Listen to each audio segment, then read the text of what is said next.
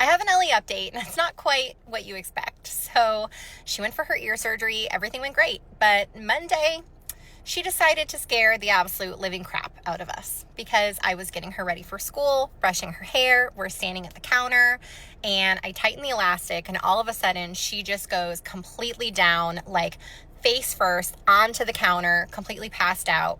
I get her to the floor. Her eyes are rolling in the back of her head. I don't know if she's having a seizure, what's going on. I'm like shaking her. I'm yelling her name. She's not responding. So I call 911, and pretty much right when they answer, she comes to and she's like, I just fell asleep. I'm like, no, baby, that was not falling asleep. Like, we need to have you looked at. So ambulance came, they took us to the hospital, and we were admitted. They kept us overnight, and they ran every test known to man. She had like 4 EKGs, which is where they look at your heart.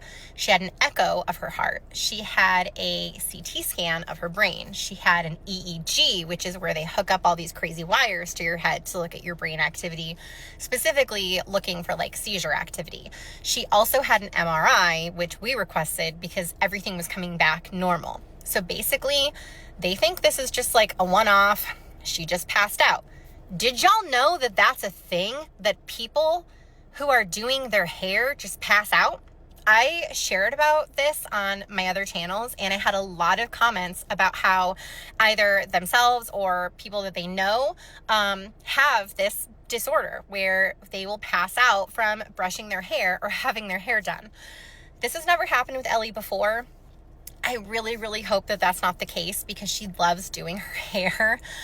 So we'll see. But everything came back totally normal, perfect. She is still off of school. They want her to go back tomorrow, but she can't do like PE, recess, any of that stuff. I thought this was somehow related to her ear. She just had the ear surgery, and the doctor said no. And in fact, he looked at the CAT scan that the hospital did and said she doesn't even have cholesteatoma, which is what they thought that she had because she has these polyps. So he really has no idea how she even got this polyp. And he's thinking that she must have stuck something in her ear and it just like went unnoticed and didn't bother her, and the tissue just like formed a polyp around it. If you knew Ellie when she was a toddler, this makes perfect sense because she was constantly doing stuff like this, and she's the only time I've ever had to call poison control, which was on Ellie. So it's very, very possible. And we love our pediatricians that we've had over the years, but I've come to notice that they're just not as knowledgeable with ear stuff as like an actual ENT, because that's their field. So I think that's part of why this also kind of went unnoticed. So that's the scoop. That's what's been going on.